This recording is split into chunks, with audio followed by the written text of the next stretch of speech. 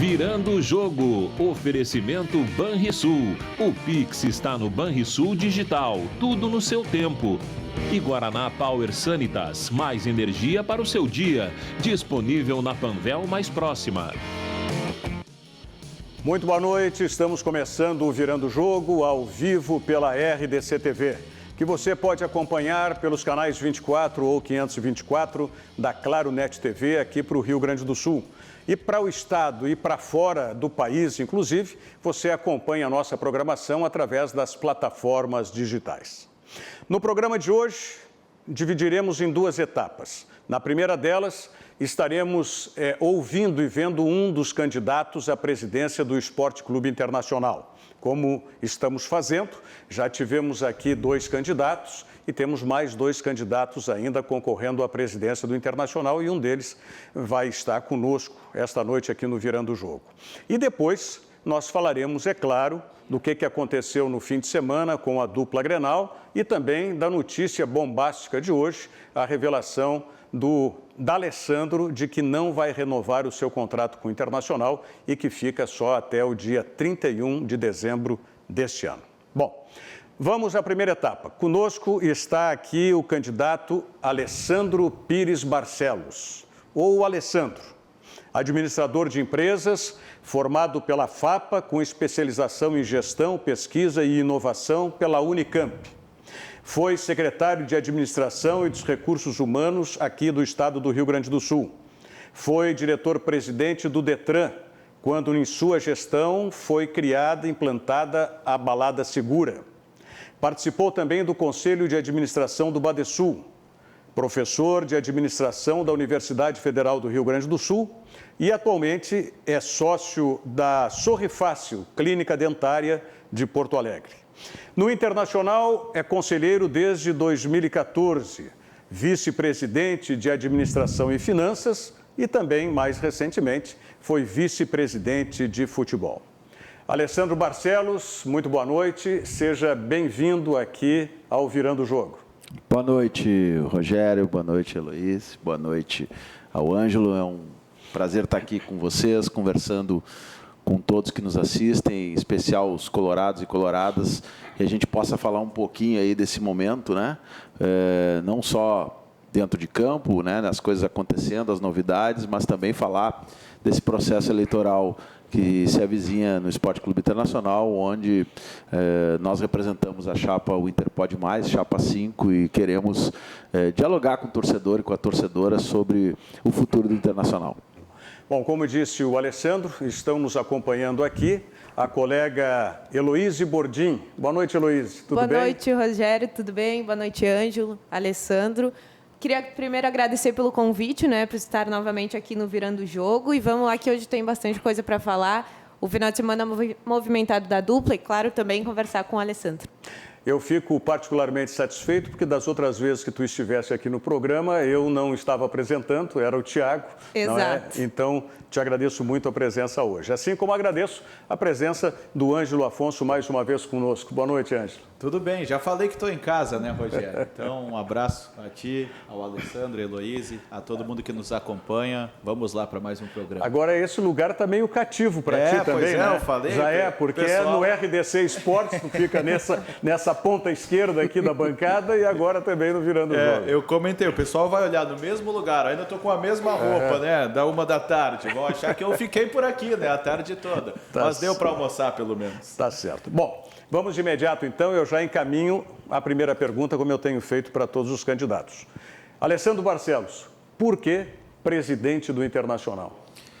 Então, Rogério, primeiro é uma honra, né, poder chegar nesse momento representando uma proposta, um projeto construído a várias mãos por pessoas, por técnicos, por executivos, por empresários, por pessoas que desenvolvem seus negócios e no mundo dos negócios, né, as boas práticas e traduzem isso com conhecimento que a gente também, junto com outros tantos colegas de conselho, de gestão, trouxeram de conhecimento da vida do Internacional, a gente conseguir conjugar esses fatores para apresentar algo novo para o torcedor, algo novo para o Conselho Deliberativo, né? Isto é o resultado. Então, por que ser hoje presidente? Para representar isso, né? Eu que sou uma pessoa que componho há apenas 5 anos o Conselho Deliberativo do Internacional, né? E isto, para mim, não é motivo nenhum de uma diminuição do papel de um conselheiro novo. Pelo contrário, isso me orgulha mais ainda, porque sendo um conselheiro novo, um conselheiro de um movimento que tem hoje 14 conselheiros no universo de 340 conselheiros, ser guindado a timoneiro de um projeto como esse me orgulha e me traz muita responsabilidade, né? A primeira delas, nesse sentido, foi quando assumi, né, a vice-presidência de Administração e Finanças no clube, lá em 2017, num ano difícil, um ano que nós estávamos disputando a Série B, e dali para adiante, né, com um trabalho consolidado, onde a gente passou usando muitas ferramentas de gestão. Nós conseguimos, por exemplo, na pasta da administração, isso está no balanço do clube, né, em 4 anos, se compararmos a execução do orçamento desses 4 anos nessa pasta ao executado no ano anterior, em 2016, somando esses 4 anos, nós teremos uma economia da ordem de 47 milhões de reais. Isto significa tratar os contratos, revisar todos os processos, redesenhar os processos e ter esse gerenciamento, essa gestão.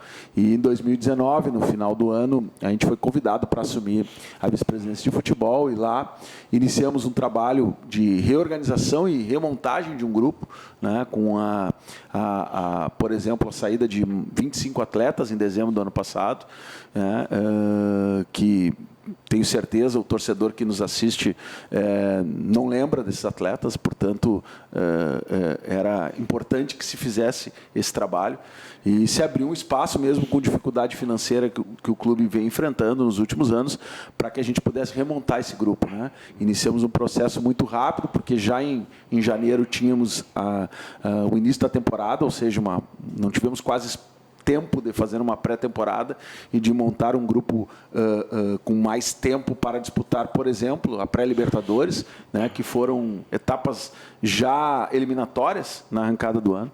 Montamos uma equipe competitiva, liderou durante o primeiro turno quase todas as rodadas, e as que não estiveram na liderança estiveram não por pontos, mas por critérios, sempre acompanhando os líderes, né? Classificamos para a fase de grupos da Libertadores, classificamos para oitavas de final da Libertadores, classificamos para oitavas de final com um time, diria, reserva, quase misto, contra um time de Série A, que era o Atlético Goianiense, e esse foi o trabalho realizado, um trabalho importante, né? Infelizmente, hoje a gente foi desclassificado da Copa do Brasil, né? Já não estamos mais na liderança do Campeonato Brasileiro, mas acreditando, como Colorado, né? E com a força que o Abel sempre teve junto ao Esporte Clube Internacional, que a gente possa classificar na quarta-feira contra o Boca e buscar continuar disputando a liderança do Brasileiro. Então, só para concluir, Rogério, é isto, representando um projeto que está acima de nomes, que tem um conselho de gestão formado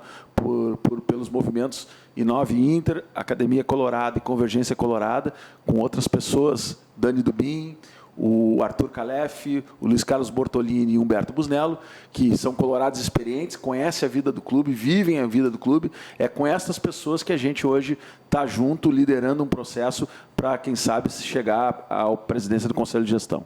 Eu já quero liberar, né, para a Heloíse e para o Ângelo também os questionamentos. Vamos começar com a Heloíse, por favor.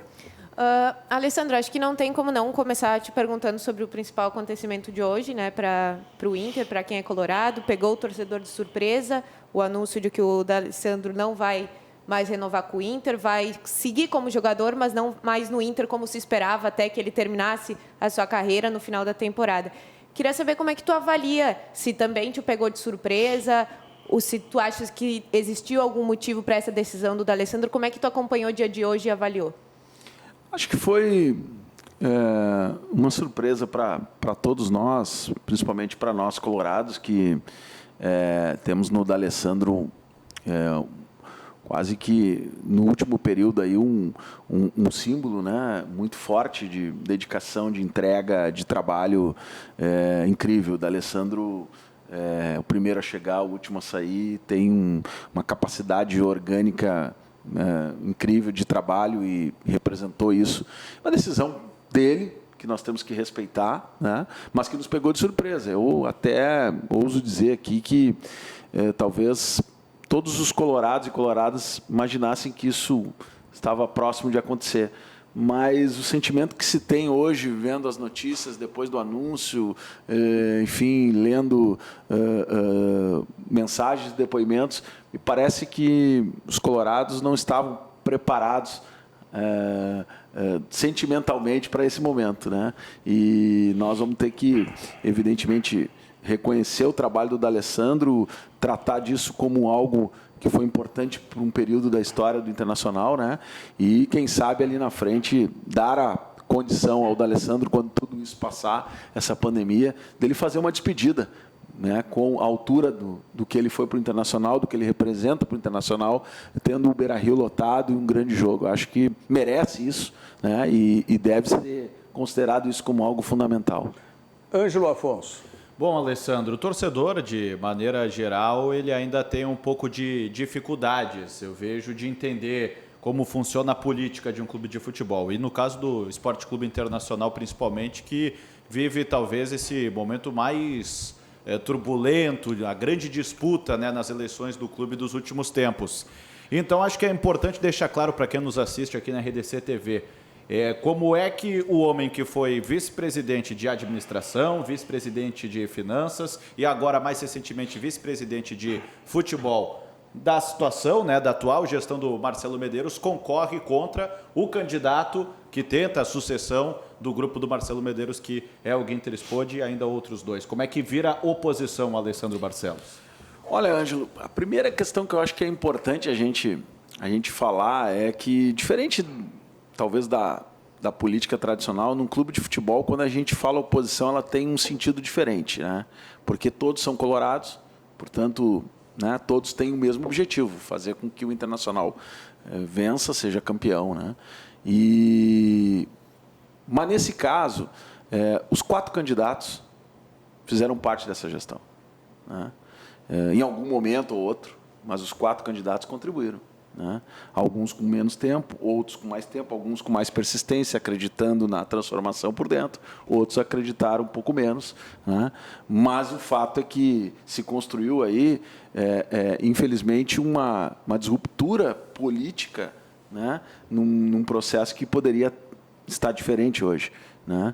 E isso eu não tenho nenhuma dúvida que parte de quem está na gestão, né? De quem tem o comando. O Conselho de Gestão é o órgão máximo do clube, representado pelo seu presidente e seus vice-eleitos. E dali é possível se produzir algo que agregue as pessoas em torno de um projeto, em torno de uma finalidade, em torno de um objetivo, né?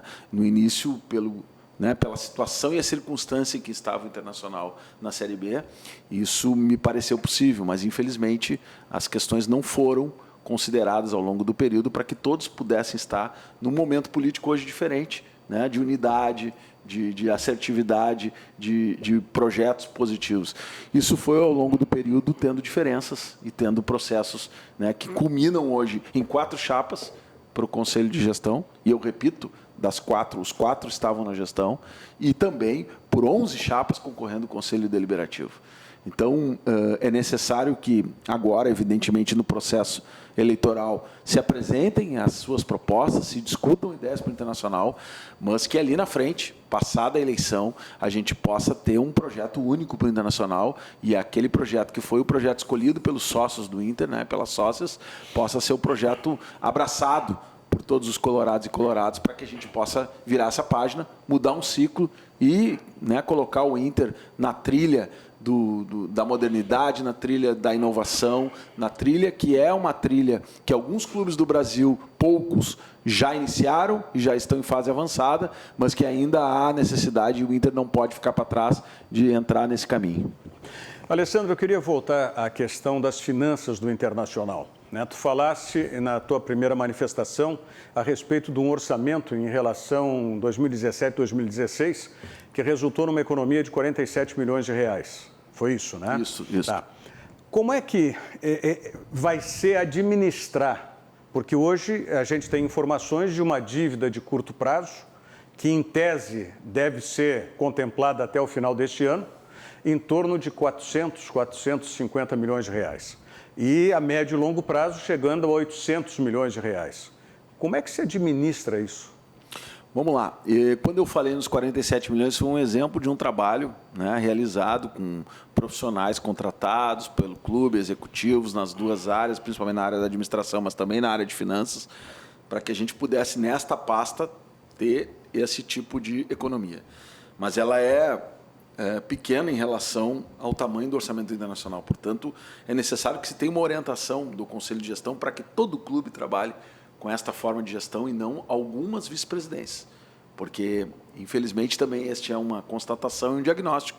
O Inter acabou, nesse período em que eu estive lá, isso é nítido, né, tendo ilhas que funcionam de uma determinada forma, inclusive o departamento de futebol, né, que teve, como eu disse, um gasto muito grande e, na minha opinião, uma ineficiência no gasto, né, o que nos ocasionou parte desta dívida de curto prazo e a outra parte, renegociações de dívidas do passado que foram sendo permanentemente alongadas e empurradas para que os compromissos do dia a dia, e esse era o papel do financeiro, o financeiro de um clube não é quem dá as diretrizes financeiras, mas sim quem realiza as diretrizes vindas do Conselho de Gestão. Financeiro não é uma área fim, financeiro é uma área meio, para que as pessoas entendam isso, quando falam, e muitos falam bobagem na imprensa, eu quero deixar claro isso. Portanto, nós fizemos um trabalho de conseguir manutenção do dia a dia do clube, para que, por exemplo, salário de jogadores, salário de funcionários não tivesse um dia de atraso.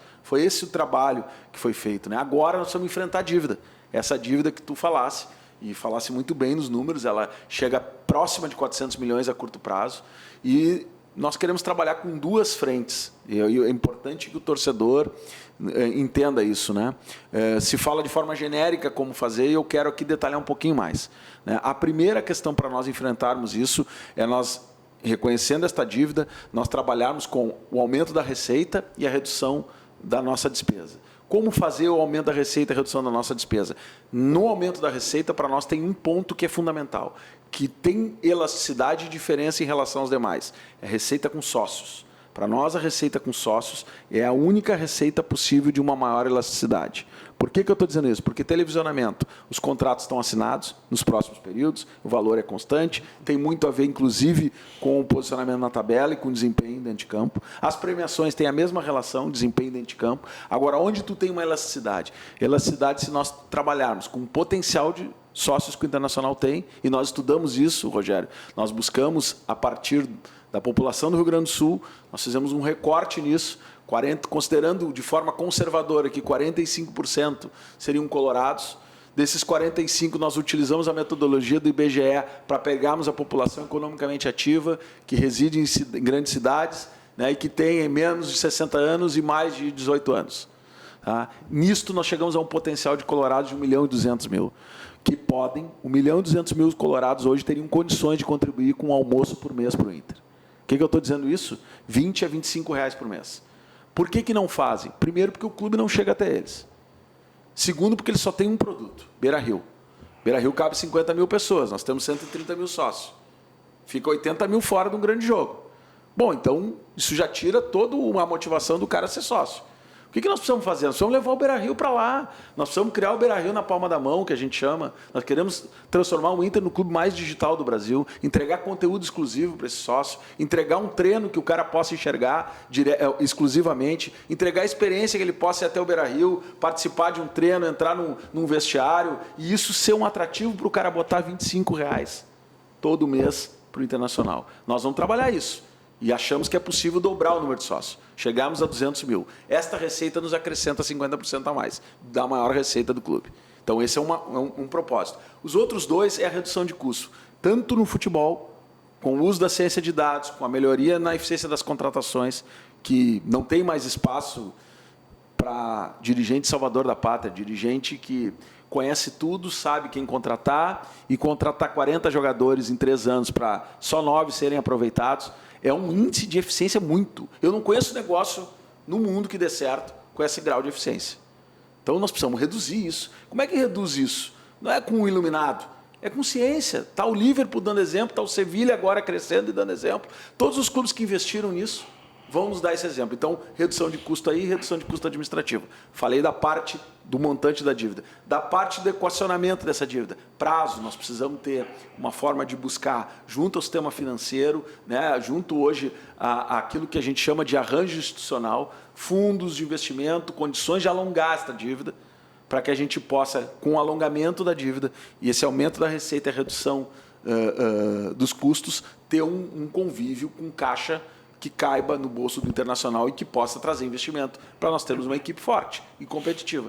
Desculpa um pouquinho me alongar, mas é que eu acho que a gente está ouvindo muito chavão dizendo aumentar a receita, reduzir custos. Tá, mas como é que faz isso? E eu tive a oportunidade aqui de explicar um pouquinho de como é que a gente pensa em fazer isso na vida real. Heloísa. Se me permite, Rogério, eu queria só mudar um pouquinho a chave do assunto. Eu queria falar sobre um segmento dentro do Inter que está crescendo bastante e conquistando bastante o torcedor colorado, que é o futebol feminino. Nesse ano, as gurias coloradas deram um passo a mais, se comparado com a temporada passada, chegaram até as quartas de final do Brasileirão A1. E eu queria saber, em caso de vitória, na tua gestão, como é que se tu pensas, né, em dar mais valor para o futebol feminino, que agora está até migrando para a pasta do futebol, que também é um fator importante, conseguiu o centro de treinamento no SESC também, e além disso, né, como é que a gente pode levar para esse torcedor colorado, para esse sócio que tu citastes, o futebol feminino também, não só o vestiário dentro do futebol masculino, o treino, mas conquistar para que o jogo do feminino também seja visto pelo torcedor colorado, também aconteça dentro do Beira-Rio. Olha, Luiz, esta tua pergunta ela é muito pertinente. Eu também tenho esses desafios em casa. Minha filha me pergunta também essas questões, porque também gosta muito do futebol feminino e tem acompanhado isso, né? Eu acho que a primeira questão é o futebol feminino ter o mesmo tratamento que o futebol masculino, do ponto de vista da estrutura, né? Nós podemos ter ali um corpo profissional, além da comissão técnica, da parte do futebol, mas da parte administrativa, né? Que dê condições para que o futebol feminino se estruture, né? Então, ter uma função executiva nisso é fundamental que a gente pense.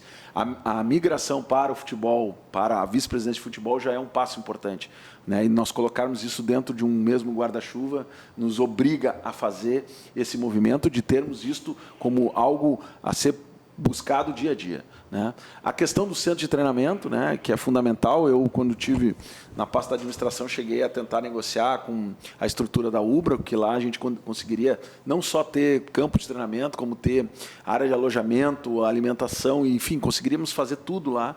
Infelizmente, por razões muito mais legais e burocráticas na situação, o Inter não conseguiu, porque teria que aportar um recurso para a reforma, mas as condições legais não permitiram que o Inter aportasse, né, esses recursos. Se buscou outras alternativas, agora esta alternativa do SESC, que é uma alternativa melhor do que a alternativa que nós tínhamos, mas buscar uma solução definitiva, né? Seja através do próprio SESC incrementando a parceria, seja através do CT de Guaíba, onde a gente pode, de repente, ter um espaço para isso, né? Mas o mais importante disso tudo é transformar. A parte institucional do Internacional tem que trabalhar para o futebol feminino, né? O Internacional precisa ser vanguarda nisso, ou seja, buscar nos órgãos que organizam o futebol, como CBF, como federação, aos patrocinadores, uma outra relação com o futebol feminino. O futebol feminino não pode ser uma obrigação de uma exigência legal do Profut. O futebol feminino tem que ter sustentabilidade, tem que ter recurso, tem que melhorar, porque é um produto incrível. O Internacional hoje é o maior quadro social feminino e o potencial para isso, para que o nosso marketing... Porque a gente entra na loja do Inter, só tem a foto dos homens lá. Tem que ter a foto das mulheres. Tem que ter o produto feminino, ele tem que fazer parte da grade. O nosso licenciamento, inclusive, uma ideia que nós estamos trabalhando, Luiz, é que os produtos que são produzidos a partir da marca Gurias Coloradas, que a gente tenha gravado que esse recurso será destinado ao futebol feminino, ou parte desse recurso destinado ao futebol feminino. Isso começa a dar volume de recurso, começa a dar sustentabilidade, começa a fazer com que esse produto, essa modalidade tenha, né, uma condição diferente do que ela tem hoje, de depender de recursos do caixa, do clube, de ter que tirar daqui ou dali para fazer alguma coisa. Então, fecho dizendo o seguinte, a última questão que eu acho que é fundamental sobre o futebol feminino. Nós tivemos aí um avanço em relação ao CT do Parque Gigante, quando fizemos lá uma barreira que permite que o clube possa, como todos os CTs do Brasil inteiro hoje, né, tem esta situação, a maioria dos CTs, que o clube possa fazer o seu treino fechado, né, importante para um jogo ou outro, Rogério, dentro do CT e não mais no Beira-Rio. Hoje essa condição existe, né, graças a esse processo. O que aconteceu com isso? Uma condição, e aí eu quero dizer porque é uma condição técnica e não é uma promessa de campanha ou uma demagogia. Tá? O nosso estádio teve a redução em 50% ou mais do uso do gramado, que era uma barreira. O gramado do Beira-Rio, para quem não lembra, no início do ano estava muito ruim. Né? Nós tínhamos show com um palco em cima do gramado, e nós conseguimos tratar isso com a Abril, que é a parceira, para que os palcos não se instalassem mais em cima e sim atrás do gol, para não danificar a grama.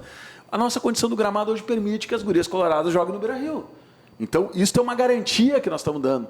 Né? Nós, enquanto gestores do Internacional, vamos trazer as gurias coloradas para jogar no Beira-Rio, que é uma demanda histórica importante e que valoriza o futebol feminino. Hoje as condições técnicas permitem isso e a vontade política da gestão será essa também. Então, ao encontro de duas questões que são importantes. Primeiro, a vontade política, por óbvio, que tem que existir. E segundo, a condição técnica de um gramado. Então, a gente vai trazer as gurias coloradas para jogar no Beira-Rio e poder o torcedor colorado acompanhar e dar a elas uma condição que elas merecem e que já demonstraram isso ao longo desse período em que o futebol feminino foi reestruturado.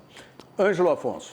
Bom, no futebol masculino, Alessandro, que você esteve tão ligado como vice-presidente de futebol, gostaria de saber, primeiramente, uma questão tão polêmica que tem se debatido tanto, e você certamente acompanha, que é a história do elenco do Internacional, o elenco curto, que foi a declaração do Eduardo Cudê tantas e tantas vezes, e que você teve participação na montagem desse elenco. A sua avaliação, se o elenco do Inter de fato é curto ou não, e sobre a saída do Eduardo Cudê, que aconteceu depois da sua saída da vice-presidência de futebol, se você é capaz de afirmar que o Cudê ainda seria o treinador do Inter, se você estivesse como vice de futebol, e o que você ouviu dele também quando conversou com ele, tentou demover da ideia, né, fazer com que ele desistisse da ideia de deixar o Internacional.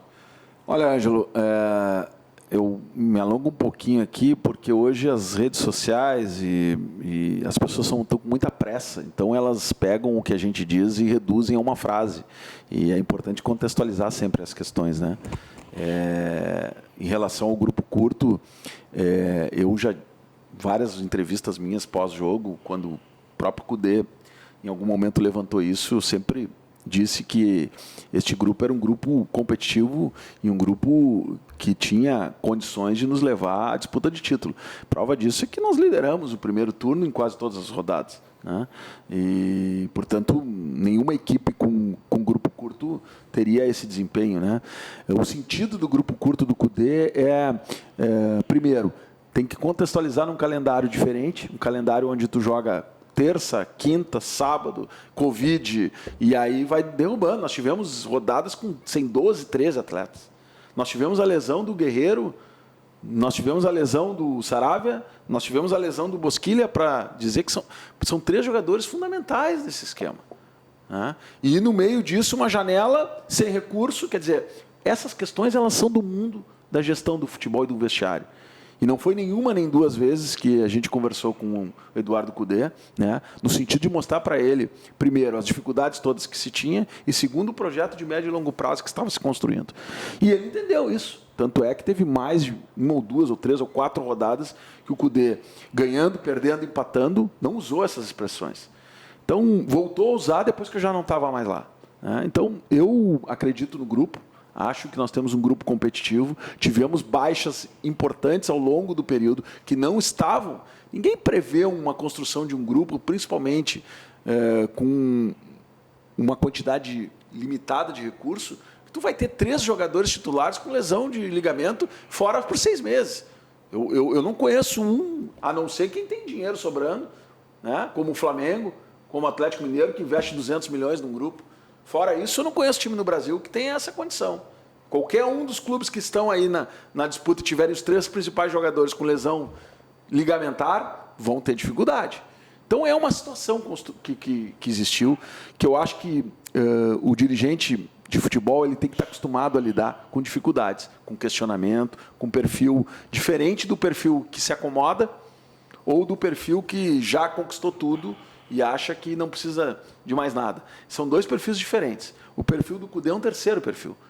É um perfil de quem é questionador, de quem veio para ser campeão e falava e transmitiu isso para o grupo, e o grupo buscava isso o tempo todo, né? E fez questionamentos. Bom, a gestão de um vestiário, ela tem que lidar com essas dificuldades. E toda a questão que hoje possa existir entre um dirigente de futebol e um profissional, primeiro, ele não pode ser refém desse profissional, mas ele também não pode ser refém das suas vaidades. Ele precisa entender que o Internacional está acima de tudo. E eu não consigo acreditar que um time que está liderando um campeonato, que está classificado em 2 competições, pode abrir mão de um treinador. Eu acho que isto é responsabilidade da gestão em manter isso. E acho que também o Cudê, de alguma forma, né, entendendo o momento do clube, não precisaria, né, ter tomado esta decisão, principalmente no momento em que o clube está passando por uma possível, né, e eu espero, alternância de comando, né, e que daqui a 40 dias teremos uma outra administração e, quem sabe, com uma outra forma de pensar. Então, apostar um pouquinho mais também faltou ao Cudê esta capacidade, né? Mas isso é água passada, nós temos que olhar para frente, temos que trabalhar muito com o que é o presente, e o Internacional, ele muda de gestão, mas ele é um Internacional, e hoje nós temos, né, que dar este apoio ao Abel Braga, que é um treinador que tem uma história no clube, como eu já falei no início do programa, e a gente espera que ele consiga buscar aí, quarta-feira, já uma vitória importante frente do Boca Juniors. Alessandro, teríamos inúmeras outras questões para abordar, mas esse é o tempo destinado a todos os candidatos à presidência do Internacional. Quero nominar aqui novamente, já fizesse isso, mas os teus companheiros, né, de conselho, no caso, o Conselho de Gestão. Isso. Dani Dubin, Arthur Calef, Luiz Carlos Ribeiro Bortolini e Humberto César Busnello, né? São os vice-presidentes que compõem aí a chapa O Inter Pode Mais, a chapa 5. Alessandro, muito obrigado pela presença aqui no Virando o Jogo.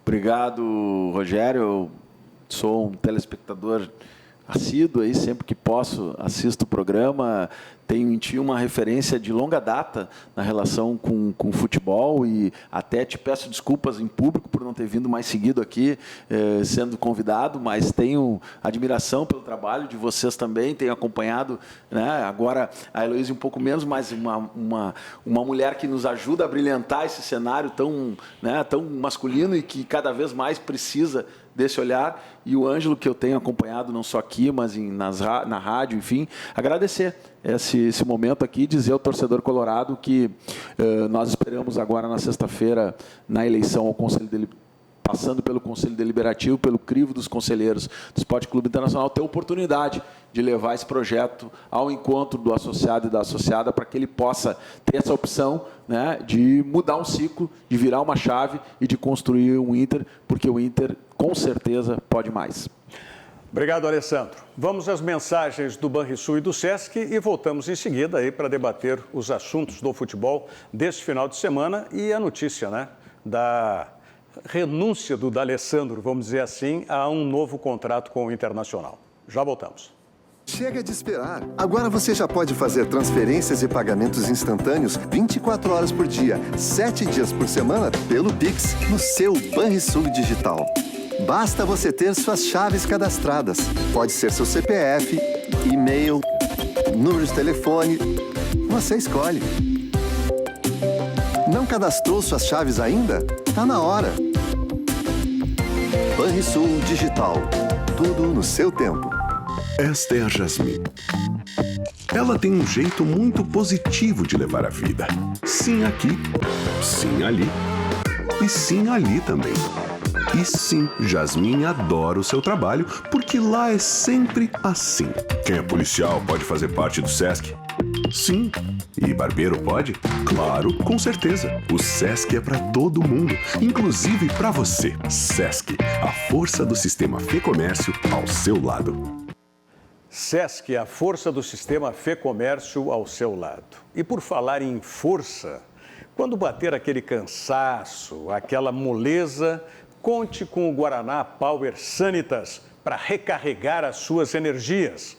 Com alta concentração de cafeína, ele não tem açúcar e nem glúten e é perfeito para dar mais energia e turbinar as suas atividades. Você encontra o Guaraná Power Sanitas assim, nessa embalagem display, na Panvel mais próxima, ou então pelo panvel.com. E sempre lembrando, como você está vendo aí, o Guaraná Power Sanitas é um suplemento alimentar em cápsula, com alta concentração de cafeína. Então você pode consumi-lo tranquilamente. Recarregue as suas baterias com o Guaraná Power Sanitas. Recarregou as baterias aí, Thiago? Tudo recarregado, Rogério. E aí, tudo certinho? O Thiago está sempre 220, né? Sempre, Nunca vi coisa sempre. igual. Tudo certo, a ponto de bala. Lá em cima. Anda com saudade desse pessoal ou não? Ah, sempre, né? As Afonso, amizades Gordinho. criadas na Rádio Grenal eu levo aí para toda a minha carreira, aí, para toda a minha vida. Muito bem. Bom, antes da gente colocar os melhores momentos, vamos começar com a rodada do fim de semana da dupla Grenal, depois a gente passa o assunto da Alessandra. Na verdade, tá? são piores momentos, né? São os dois jogos horrorosos, né? Horrorosos. Mas quero lembrar de um momento bom, né? Que o momento bom é da Crossfire 21. A Crossfire 21, a união da Crossfire com o CT Ciclo 21, formando um grande CT agora, né? Que você tem ali na Gomes Jardim 477. E aí está, né, o WhatsApp 99214-0889, 99214-0889, claro, com o professor Leandro Brandão. Mande um WhatsApp para lá, saiba como é que está essa nova disposição com o CT Crossfire 21. Vamos começar então. Quem que foi pior nessa história? Perder em casa ou não ganhar de um Corinthians capenga com 9 jogadores? Não, o Inter foi pior, mas o Grêmio decepcionou mais. Eu acho que dá para classificar assim, porque se esperava mais do Grêmio que do Inter. Heloísa. Nessa rodada. Concordo com o Ângelo, acho que sim. Claro que se esperava bastante do Inter, até para dar continuidade no trabalho do Abel Braga, né? Pelo que se esperava do andamento do trabalho do Abel Braga, mesmo que ele não estivesse em campo, mas já por um tempo à frente do Inter, se esperava um resultado um pouco melhor do que perder em casa. Mas o Grêmio também decepcionou, né? Pela dificuldade em vencer essa equipe do Corinthians, que já é limitada, que já não vem fazendo um bom campeonato e agora com 2 jogadores a menos em campo. Thiago. Dá para ser -1 ou -1, dá para empatar Então, essa concorrência aí, porque muito decepcionante. Então vamos começar com o PM. Não é MM, melhores momentos. Isso, piores momentos. Piores momentos. Do Grêmio lá em piores São Paulo. Momentos. Piores momentos do Grêmio lá em São Paulo diante do Corinthians. Vamos ver esses lances aí. Um jogo, né, Rogério, que até, vamos dizer assim, o Grêmio começou me entusiasmando os primeiros minutos do Grêmio na partida contra o Corinthians, sabe? Mas não pareceu para vocês assim que o Grêmio estava numa situação de, vou jogar aqui... Blazer, pode ser. Essa expressão francesa do blazer. Pode ser. Estou aqui, né, cumprindo, vou ganhar quando eu quiser, não vou me esforçar. Pode ser. A qualquer momento. Até pela escolha do Renato pelo time titular, né? Que talvez nem se esperava que entrasse em campo com o time titular, já pensando na Libertadores no meio da semana. E aí foi jogar contra o Corinthians com o time titular e ficou faltando. Será que eu não posso acreditar que os jogadores estivessem se autopopando para quinta-feira? Não, nem pode isso. É que, Rogério, eu já falei, né? Quando muitos apontavam assim, depois o Grêmio vai arrancar, vai decolar dentro do Campeonato Brasileiro, vai disputar o título da competição. Eu não consigo ver essa virada de chave de maneira tão instantânea. Uma hora o brasileiro importa, outra hora o brasileiro não importa. Uma hora o meu foco é Brasileirão, uma hora o meu foco é Copa do Brasil. Se não tiver isso muito bem enraizado dentro do grupo de jogadores, esse discurso não cola. Será que foi, como a Heloísa disse, surpreendeu escalar o titular? Será que foi uma circunstância de momento, porque o adversário é na quinta? Tem mais tempo e é o Guarani do Paraguai? E talvez até porque a rodada tinha empolgado, os demais resultados da rodada empolgaram o Grêmio, que tinha condições de colar no líder, de ganhar posições. Inclusive no Internacional, né? E empataria em pontos com o Inter. E até o Renato falou, né, que como ele teria um dia a mais para treinar a sua equipe, ele também optou por essa equipe titular. Mas também concordo com o Thiago, né? Que fica meio confuso se o Grêmio vai se entregar totalmente para o Brasileirão, porque quer o título, como o Renato novamente trouxe ontem na entrevista coletiva. Se vai agora no meio da semana, já vai ter que virar a chave de novo para tentar passar de fase na Libertadores, e ainda tem a Copa do Brasil. Ficou confusa a atuação do Grêmio ontem. Porque em determinado momento do jogo, vinha o Diego Souza na intermediária do Grêmio buscar a bola, todo mundo segurando demais a bola, conduzindo demais. Quer dizer, parecia que o Grêmio estava quase num treino.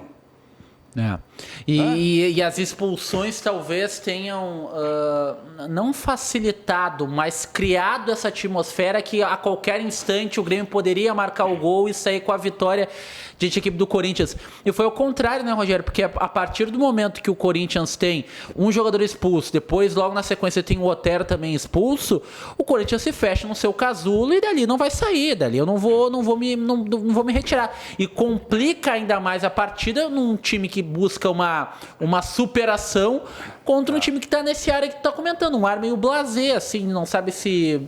Meia bomba, sabe, Rogério? Meia bomba, não sabe? Sabe daquele jeito ali. Vem cá, e o feio quase virou vexame, hein? Se aquela bola do... Quem foi Fagner. que chutou? Do Fagner. Milagre do Vanderlei. Para mim, é a defesa do campeonato até agora. Defesaça. Como aquela em 2017 do Marcelo Groi foi a defesa da Libertadores. Guayaquil. Contra o Barcelona de Guayaquil. Essa que a gente vai ver daqui a pouco do Vanderlei. E aí algo inexplicável, lamentável, eu vejo que esse é o grande ponto de crítica ao Grêmio. O que a gente viu até agora do primeiro tempo foi ok, assim, cadê a defesa? Já passou? Foram grandes oportunidades. Não, ali era o início do segundo tempo. Vi. Já passou a defesa? Ali era o início do segundo tempo. Vocês viram a defesa do meio-dia? Não sei, esse daí são os melhores momentos que separaram pra mim. Eu não vi os lances do meio-dia, não. Só a defesa, se tiver a defesa. A defesa do Vanderlei. E não por volta vimos dos 35. No segundo tempo ali, no segundo tempo. Defesa do goleiro do Grêmio. Porque o que eu ia apontar, o ponto mais crítico, no meu entendimento, do Grêmio ontem, é que a partir do momento em que o Grêmio fica com 2 a mais em campo, por volta dos 20, 21 do segundo tempo, o Grêmio teve uma finalização para fora do PP, e aí que o Corinthians teve a grande chance com o Fagner. Quer dizer, com 2 a mais em campo, o Grêmio conseguiu ser inferior ao Corinthians. Não foi nem equilibrado, foi inferior. Teve mais posse de bola, mas a grande chance foi do Corinthians. E isso é lamentável, isso não pode acontecer. O Renato se mostrou bem incomodado com essa questão. Ele citou na entrevista coletiva que ele viu que o seu time se acomodou e disse que seria uma coisa para tratar dentro do vestiário, dentro do grupo, que também não era uma coisa tão comum que a gente vinha vendo do Grêmio, né? Nesse jogo do Renato. Claro que em muitos momentos, em muitos jogos, o Grêmio tropeçou durante a partida, mas não a ponto da gente ver o que viu ontem, de ficar para trás, ficar mais recuado e ter dificuldade de criar, até porque o Jean-Pierre, né, pelo menos ali estava em campo, foi titular. Então, o Grêmio teve bastante dificuldade em criar, que não era uma coisa que a gente vinha vendo nas últimas partidas, que tanto se exaltou a presença do Jean-Pierre em campo, por exemplo. Mas outra coisa que me chamou a atenção também foi a escalação do Diego Souza e do Diego Thurin, que também acho que, não, ao meu ver, não funcionou tão bem. Acho que eles ficaram, em certos momentos, se anulando um pouco. Eu coloco muito na conta do Renato. Os 2 pontos perdidos pelo Grêmio ontem, eu vejo que ele foi muito infeliz nas trocas, inclusive na situação do Jean-Pierre primeiro. Antes de tirar o Jean-Pierre do jogo, ele recua o Jean-Pierre, vira um volante. E num jogo em que, para mim, o Jean-Pierre era a peça essencial, mesmo que estivesse um pouco abaixo. A gente viu a cobrança de falta perigosa dele no primeiro tempo e por aí vai. Agora, essa insistência, botando 2 centroavantes. Aí tinha Everton, que é fato, não faz grandes atuações até aqui pelo Grêmio, mas é uma questão de característica que quem tinha no banco. Tinha o Everton e o Ferreira. Os 2 mofaram no banco de reservas. Em um jogo em que o Grêmio, com 2 a mais em campo, acabou colocando 2 laterais entre as 5 substituições, ainda que uma tenha sido feita no intervalo. Eu acho que o Renato foi muito infeliz. E sabe o que não faz mais sentido ainda? É porque tu tira o lateral ali, o Orihuela, e coloca, acho, um meio atacante, acho que é o Isaac, ele coloca algum jogador ali um pouco mais à frente, para jogar ali um pouco mais à frente. Depois ele foi coloca... o Thurin no lugar do Orihuela. Isso. Thurin. Foi Thurin? É. E depois ele coloca de novo um lateral direito.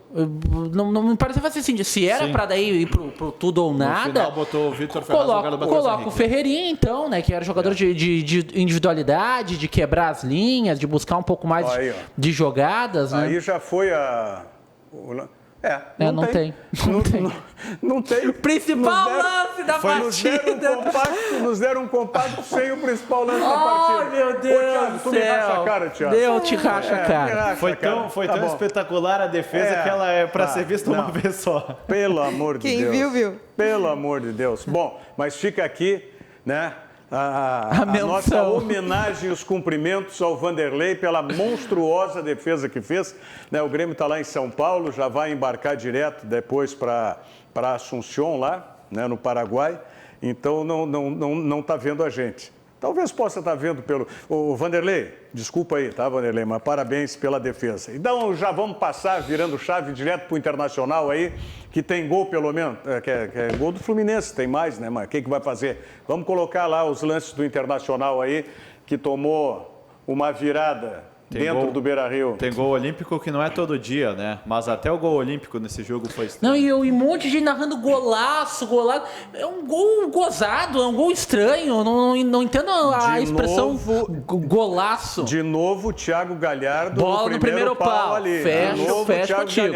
Fecha contigo. Tem que mudar Estão isso. entregando a cruz só para o Marcelo Lomba, né? Estão crucificando o Marcelo Lomba. Tinha Thiago Galhardo no primeiro pau, tinha Rodrigo Dourado, Rodinei e Zé Gabriel. 4 jogadores do Inter para atacar essa bola. O jogador que mais atrapalha o Lomba tinha que ter sido acompanhado pelo Rodrigo Dourado. Era o jogador que estava com o Dourado e o Dourado não acompanha. Solta. E o Thiago Galhardo não sobe naquela primeira bola, só sobe Fica o ali jogador só para do atrapalhar. Fluminense. Fica ali só para atrapalhar. Gol do Santos, né? Na Vila Belmiro, que o Thiago Galhardo também estava na primeira trave, aquela falta jogada para área. Aliás, essa seleção fez muito mal para o Thiago Galhardo, hein? Não gostou dele ontem também? Não, mas não é só isso.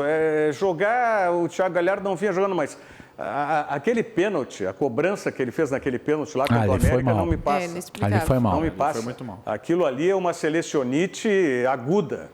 Selecionite aguda. Ali... Chama atenção a preocupação do Nonato com o Rodrigo Dourado e agora a gente até fala em outro tom, porque o Rodrigo Dourado mostrou-se que conseguiu seguir em campo, né? Foi no outro joelho, né? Não foi no joelho operado, né? Esse choque aí foi no joelho direito e o joelho esquerdo é o que foi operado. Mas, de qualquer maneira, o próprio Galhardo... Thiago, dá mais agilidade nesse compacto aí, Thiago. Tá louco. Passa daí, Dourado já foi. Para de lesão. Dourado já foi, já tá tudo bem com ele aí. Tá louco. Aí, ó, vai levantar e vai sair jogando. Isso aí, quem gostava desse Miguel, nos anos 90 era muito tradicional o jogador ser bancado por um patrocinador que tinha placa de publicidade no gramado e ficava matando um tempo, né? Bem na frente da placa. E a troca de chuteira também, troca de chuteira, era isso era clássico. muito. Mas o Galhardo marcou 2 gols ontem, né? Os 2 anulados corretamente, um pelo toque de mão, outro pelo impedimento claro. E aí o impedimento ele nem tinha muita culpa, porque... foi pego de surpresa também, a bola sobrou para ele. De qualquer maneira, eu vejo que o grande problema foi o comportamento do Inter. O Inter até o gol do Maurício foi um e depois foi completamente outro. Depois jogou pelo resultado de 1-0, se fechou, chamou o Fluminense e lembrou o Inter do Dair, né? Lembrou o Inter do Dair que se contentava com 1-0. E outra coisa que me chamou atenção também no jogo de ontem, do Inter, que foi bem característico, foi o árbitro muito mal posicionado em campo, né? Em algumas vezes. 2 vezes a bola. Duas vezes ele... Aí o lance do gol. Aí o gol, Olha lá. Ó, Galhardo, Dourado, Zé Gabriel, Rodinei, 4 na pequena área. Ainda tinha o Edenilson mais um pouco à frente, né? Mas a primeira bola ali é do Galhardo. É do Galhardo. Que fica plantado, né? Ele não mostra nenhum tipo de reação, ele fica plantado na jogada, sobe né? o Digão, sobe o Lucas Claro, 2 do Fluminense e ninguém do Inter acompanhou. E tu não narrou o golaço, né? Não, eu narrei até com um susto o gol olímpico, porque... Não, foi um gol tão estranho. Foi um gol tão porque estranho. eu vi diversos narradores golaço, não, pelo amor de Deus. Vamos combinar. O Thiago não, o Ângelo usou a expressão correta, foi no susto, né? Agora, vamos combinar, o Marcelo Lomba fechou o olho ali também, né? Não. Ele Marcelo fechou Lomba... o olho também. É que eu acredito, tá aqui Bom, o Rogério Amaral é goleiro nas peladas também, não é? Não, eu sou aposentado. Aposentado. Que é... Não, mas é que eu acho que o goleiro nessa bola aí, ele espera o desvio, né?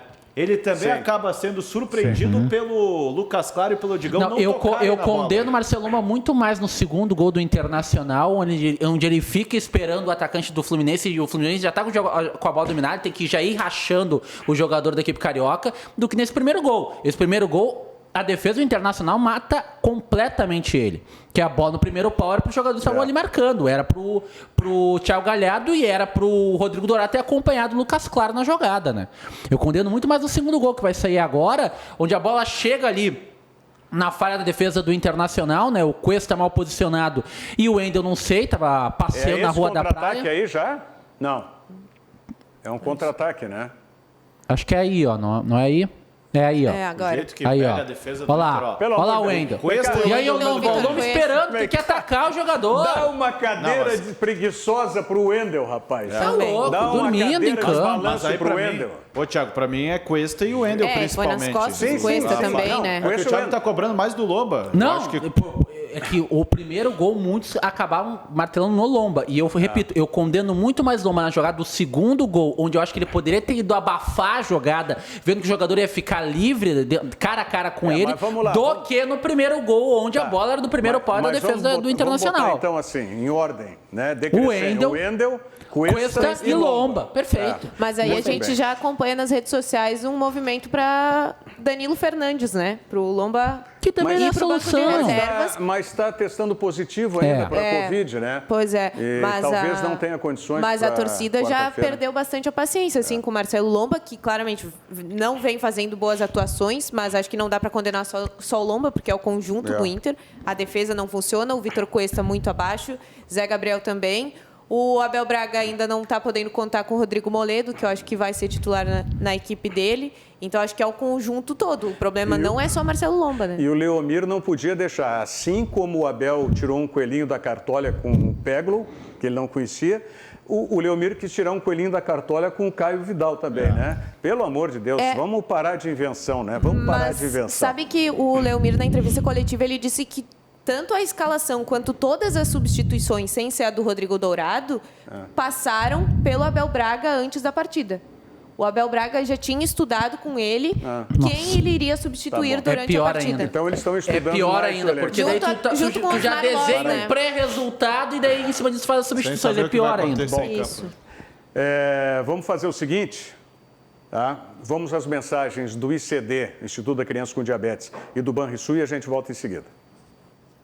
Prontos? Quem é que gosta de dançar? Quem dorme até tarde? Quem tem vontade de ir à escola? Quem tem diabetes? Quem pode ajudar as crianças que têm diabetes?